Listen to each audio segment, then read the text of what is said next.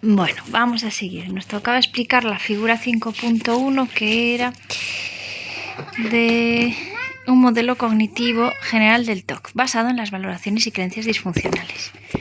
Bueno, ¿tienes un día hoy? Vale. Modelo cognitivo del TOC. Cognitivo secas, sí, ¿no? Cognitivo general del TOC, sí. Vale. Okay. Vamos a ver. Voy a poner así un poquito. Un poco cómodo. Ahí está. Vale. 1. En determinadas circunstancias, tristeza, preocupación, estrés, ansiedad y o experiencias vitales amenazantes, por ejemplo, enfermedades, discusiones, acontecimientos problemáticos, es muy habitual. 2. Experimentar intrusiones mentales desagradables, pensamientos, imágenes, con contenidos análogos a las obsesiones clínicas, agresión, comportamientos moralmente rechazables, miedo a enfermedades. Esto era pensamientos intrusivos obsesivos. Pensamientos intrusivos de temática obsesiva, sí, correcto. Estos pensamientos intrusivos de temática obsesiva inducen un estado valorativo sobre su aparición contenido. ¿Por qué pienso esto? ¿Qué significa? Que está bajo la influencia de creencias nucleares relacionadas con los pensamientos y la necesidad de controlarlos. Si la evaluación se acepta como válida y prosigue, aumenta la probabilidad de un resultado negativo. Este pensamiento me está avisando de algo. 4. El malestar emocional aumenta por el proceso de valoración. 5. Si el malestar es intolerable, motiva el inicio de comportamientos manifiestos o encubiertos para atenuarlo. 6. Las estrategias resultan eficaces a corto plazo porque alejan de la mente las intrusiones. ¡Ay, bichi! Que se ha matado Paco. Se ha caído de repente. ¿Qué? A ver. Eso, las estrategias resultan eficaces a corto plazo porque alejan de la mente las intrusiones y crece la sensación de ser capaz de controlar los pensamientos y la conducta. Esto se debe a la imposibilidad de hacer dos cosas a la vez, incompatible. 7. A medio plazo estos esfuerzos son infructuosos porque a. Es imposible mantener un elevado nivel de atención consciente durante un tiempo prolongado. B. Es prácticamente imposible detener el flujo de los pensamientos. Bueno, se quedó tranquilo este bichín. 8. La intrusión reaparece con mucha probabilidad. Efecto rebote. 9. En esta ocasión, en la figura 5.1 representado con líneas de puntos, la persona se sentirá más alarmada porque creía que lo tenía controlado. Se incrementa la saliencia y a la valoración negativa inicial se suma la interpretación de fracaso en el control. 10. El efecto sumativo de los microprocesos, malestar, valoración negativa, esfuerzos de control, fracasos de control, en el tiempo aumentan la frecuencia de apariciones y reapariciones de la intrusión inicial, obsesión clínicamente significativa. Cuantas más veces se repita, líneas punteadas en figura 5.1, más aumentan las probabilidades de que se convierta en una obsesión, círculo vicioso. La principal diferencia entre unos enfoques y otros radica en el tipo de creencias que se postulan como importantes y o necesarias para que se inicie el ciclo. Salkovsky sostiene que los pensamientos intrusos aumentan en frecuencia e intensidad cuando se activan creencias disfuncionales. Los comportamientos de neutralización y control que se pongan en marcha una vez experimentado el pensamiento serán consecuencia directa de que la persona asume que es responsable de cualquier acontecimiento relacionado con el contenido del pensamiento o con su recurrencia. Por ejemplo, si pienso que puedo contaminar la nevera con gérmenes de los alimentos que he comprado y no hago nada por evitarlo, seré responsable de cualquier enfermedad que contraiga mi familia. Como consecuencia, la persona inicia comportamientos de lavado y limpieza, bolsas de la compra, manos, ropa, lugares transitados. Clark y Purdon, 93, dan importancia a las creencias disfuncionales sobre la importancia de los planteamientos en sí mismos. La diferencia con la explicación de Salkovsky radica en que, en este caso, la limpieza se llevará a cabo hasta que se consiga eliminar el pensamiento. Clark, 2004, añade las valoraciones secundarias, un constructo similar al de Lazarus y Folman, para distinguir entre la valoración inicial, pensamiento intrusivo obsesivo, y la que lo definía como pensamiento, ¿no? Es que antes aparecía en femenino Pensamientos intrusos, sí. Bueno, era bastante obvio, pero como pone estas, vale. Entonces, Lazarus y Folman, valoración secundaria para distinguir entre la... Vale, no, perdón. Clark, valoración secundaria para añadir al de Lazarus y Folman para distinguir entre la valoración inicial y la que se... después, supongo, a continuación, la que se realiza tras la puesta en marcha de estrategias de afrontamiento.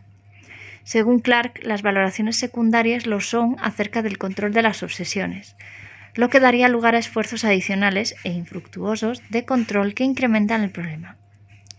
Las valoraciones secundarias disfuncionales tendrían contenidos semejantes a las primarias. El paciente TOC podría 1. Interpretar dicho fracaso como indicador de un significado personal.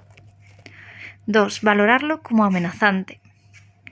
3. Incrementar las valoraciones de responsabilidad como consecuencia del fracaso. 4. Realizar interpretaciones inadecuadas sobre la incontrolabilidad de los pensamientos, semejantes a la fusión pensamiento-acción. Rachman, 97-98, pone el énfasis en el significado personal que se concede a los pensamientos. El matiz diferente radica en la autorreferencia de los pensamientos, o bien se interpretan como una especie de aviso o señal de algún aspecto negativo de la propia personalidad, o bien se les otorga una credibilidad exagerada simplemente por el hecho de que aparecen en la propia mente.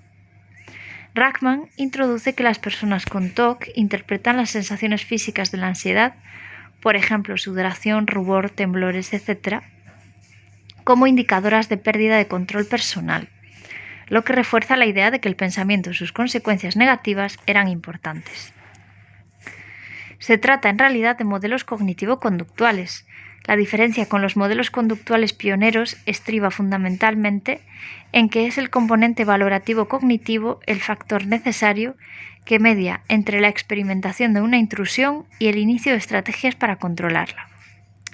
La propuesta de tratamiento psicológico que se deriva de este modo de enfocar el TOC es congruente con esta línea argumental: eliminar o sustituir las valoraciones inadecuadas sobre los propios pensamientos por otras más realistas y acordes con la verdadera naturaleza del pensamiento humano, el cual por sí solo no es capaz de realizar cambios en el entorno en ningún sentido, ni positivo ni negativo. Una adhesión elevada a esas creencias disfuncionales formaría parte del conjunto de factores que configuran la vulnerabilidad a padecer un TOC y actuarían como disparador del trastorno. En 1996 se constituyó la Obsessive Compulsive Cognitions Working Group, grupo liderado por Gail Stickity y Randy Frost. El objetivo del grupo era examinar las aportaciones a la comprensión y manejo del TOC.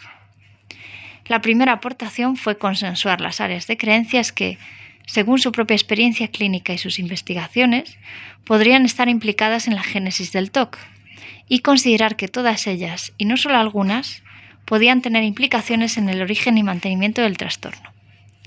Se asumió que, como cualquier otra creencia, debían ser tratadas en términos dimensionales, según un continuo de intensidad de adscripción que puede variar de unas personas a otras y probablemente también de unos pensamientos a otros, incluso en un mismo individuo.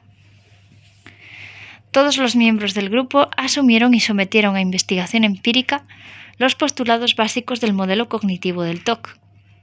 Las valoraciones disfuncionales sobre la ocurrencia de pensamientos con determinados contenidos análogos a las obsesiones clínicas son las que explican la transición de la normalidad a la psicopatología, obsesiones, sin olvidar el papel que juega el factor comportamiento en la consolidación de esa transición. 1. Sobrevalorar la importancia del pensamiento. Incluye 3 componentes. Componentes de sobrevalorar la importancia del pensamiento, ¿vale? A. Sobrevalorar la importancia de los pensamientos implica atribuir un significado personal y negativo al pensamiento. Es similar al concepto de idea sobrevalorada, otorgar una gran importancia a los contenidos de las obsesiones, que acaban por convertirse en el centro del flujo de pensamiento consciente. Los contenidos son repudiados, temidos y no deseados. La persona con obsesiones La persona con obsesiones se siente forzada a controlarlas, compulsiones y evitación, lo contrario de lo que sucede con las ideas sobrevaloradas. Ahí está. Pero el contenido de las ideas sobrevaloradas es congruente con lo que la persona desea y anhela para sí misma. De ahí que se califiquen como egosintónicas, mientras que el de las obsesiones no es agradable para el individuo ni para la imagen o idea que tiene de sí mismo. Son egodistónicas. En suma, la persona reacciona otorgando una excesiva importancia a la mera presencia del pensamiento. Pienso en algo porque es importante y es importante porque pienso en ello. El individuo puede valorar que esa idea es algo significativo sobre el tipo de persona que es. Si pienso esto es porque estoy loca o me puedo volver loca. B. La fusión pensamiento-acción de tipo moral.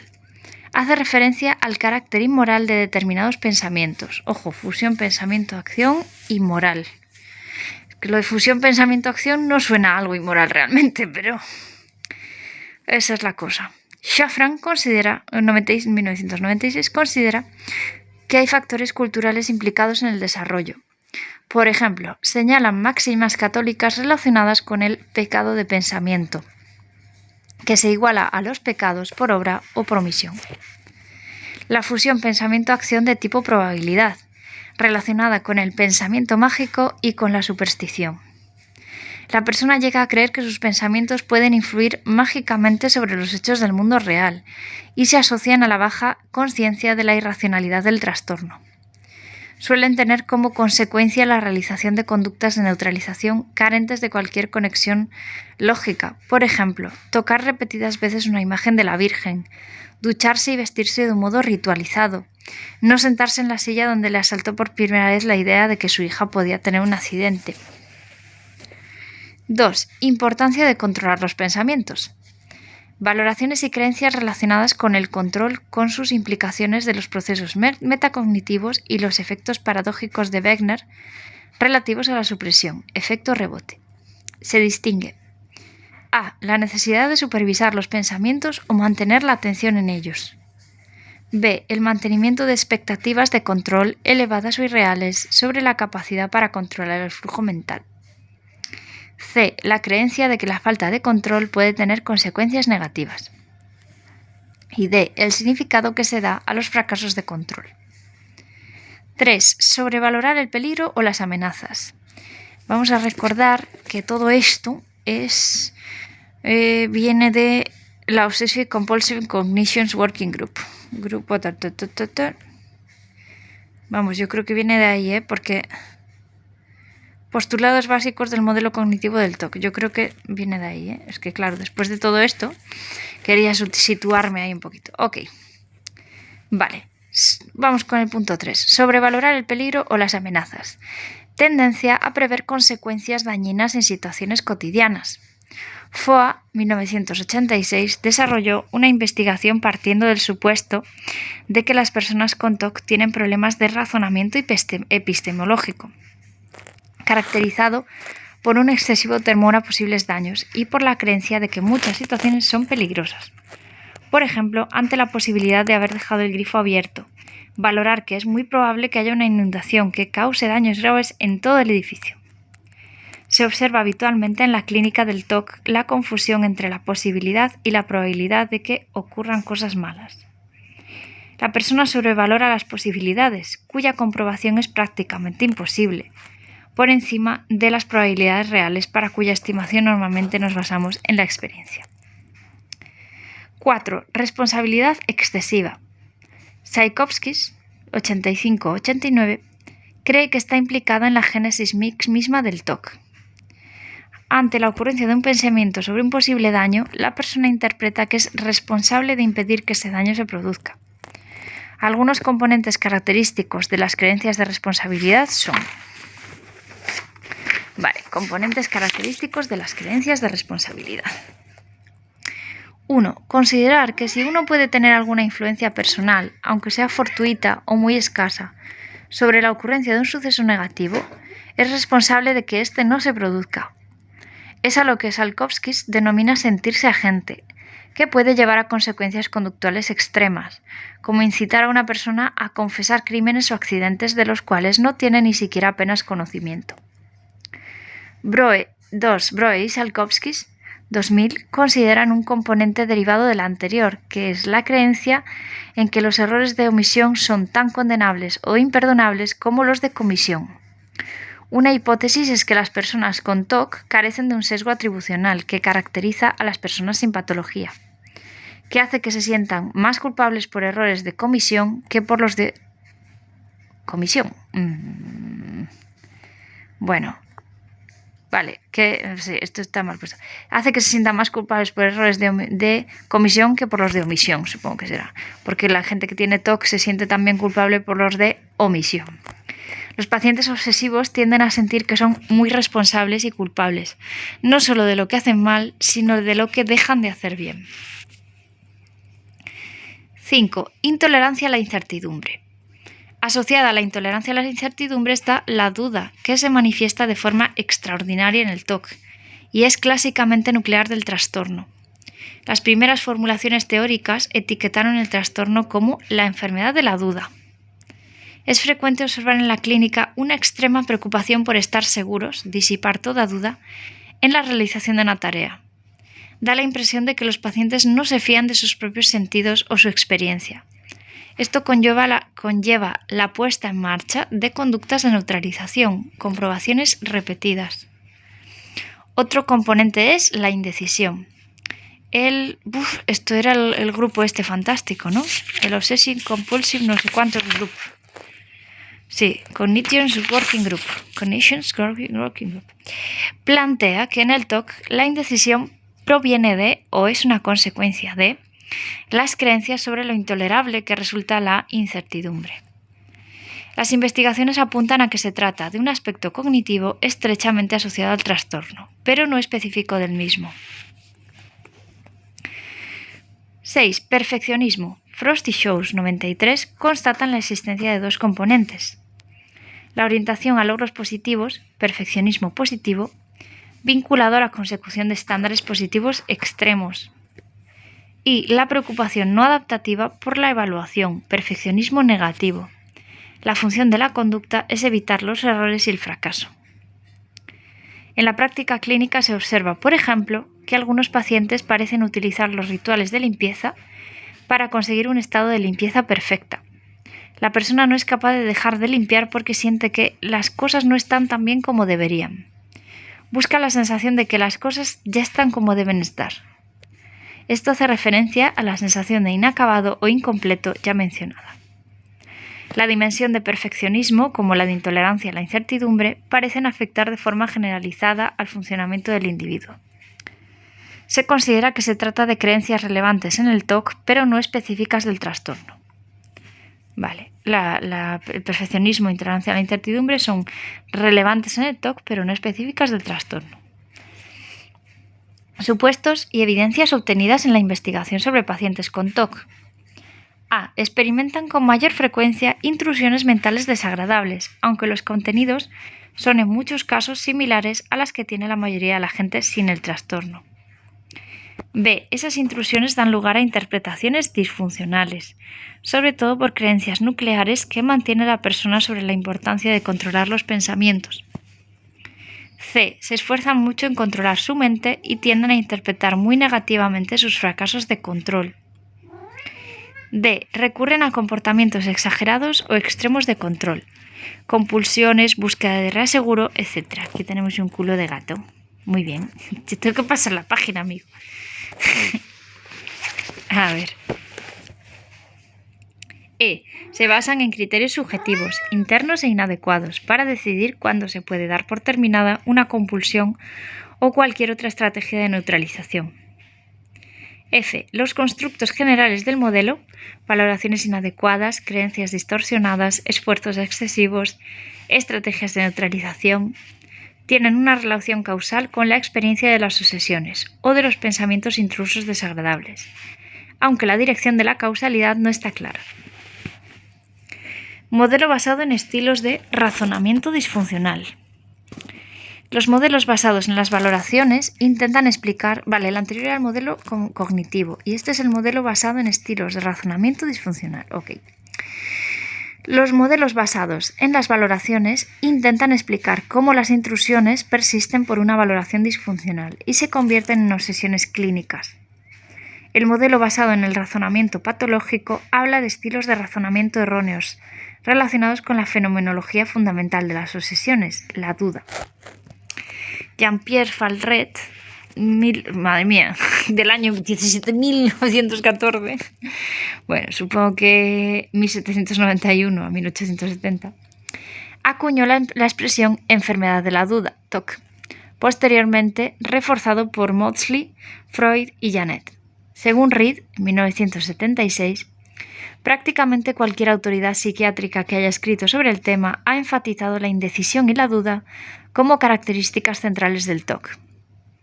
Kieron O'Connor, 2012, y su grupo han retomado el estudio de la duda desde un enfoque cognitivo.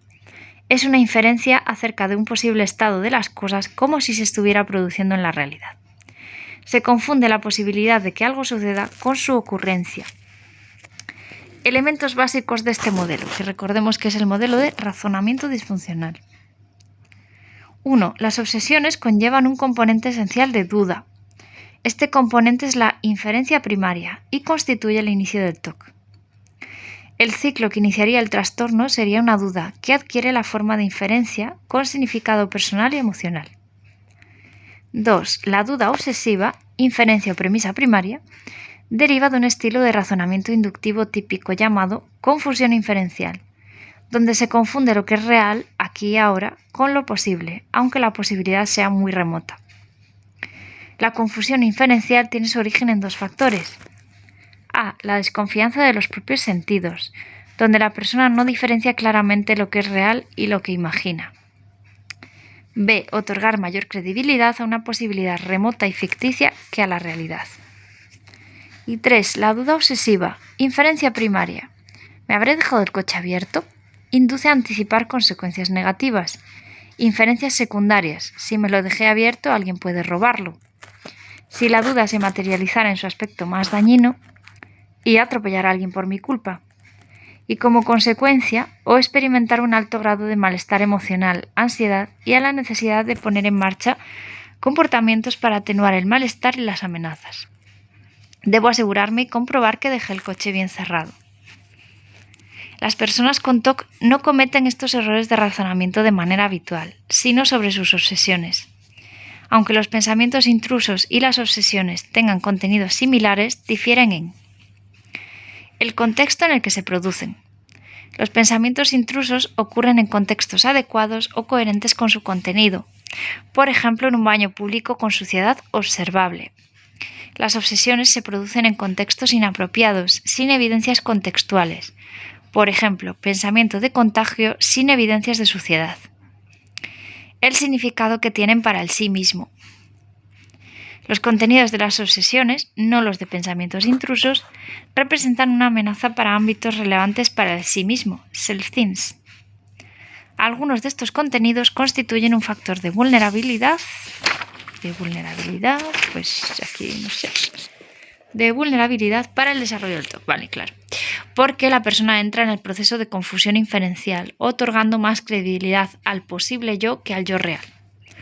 Por ejemplo, ante obsesiones agresivas, la persona otorga mayor peso al sí mismo agresivo que al sí mismo real, donde nunca ha agredido a alguien. El yo temido es definido como el miedo a convertirse en la persona que indica el contenido de las obsesiones. Es el ámbito más investigado desde el modelo, mediante el cuestionario de miedo al sí mismo. La verdad es que esto es muy interesante. Los escasos estudios avalan su relevancia en las obsesiones sobre temas agresivos, sexuales o religiosos. Los autores del modelo han desarrollado también un autoinforme para evaluar la confusión inferencial, Inferential Confusion Questionnaire. ¿Y por qué es ICA? Inferential Confusion, no sé qué. Bueno, es igual. Cuyas puntuaciones se realizan con síntomas obsesivo-compulsivos y explican parte de las relaciones entre síntomas obsesivo-compulsivos y creencias disfuncionales, postuladas por el modelo de valoración. Clark y O'Connor, 2005. ¿Qué es esto? Clark y O'Connor, 2005, proponen un modelo integrador, donde se asume el rol del contexto como incitador de pensamientos intrusos, que se equiparan con las inferencias primarias, dando lugar a la confusión inferencial. Estas valoraciones primarias disfuncionales darían lugar a las valoraciones secundarias, creencias disfuncionales, y a los esfuerzos por controlar o suprimir las obsesiones. El modelo ofrece un marco para comprender mejor las obsesiones en las que la duda patológica constituye el elemento diferenciador más importante y las compulsiones asociadas de comprobación y repetición. Varios estudios muestran cómo la confusión inferencial aumenta la duda patológica. Por ejemplo, en tareas de razonamiento inductivo, la estrategia de las personas con TOC se asocia a mayor indecisión que las personas sin el trastorno. La creencia en la probabilidad real de que suceda se relaciona con menor capacidad para resistirse a las compulsiones. Bueno, lo dejamos aquí. Igual investigo un poquito esto del cuestionario del miedo al sí mismo, me parece interesante. Y nada, luego seguimos.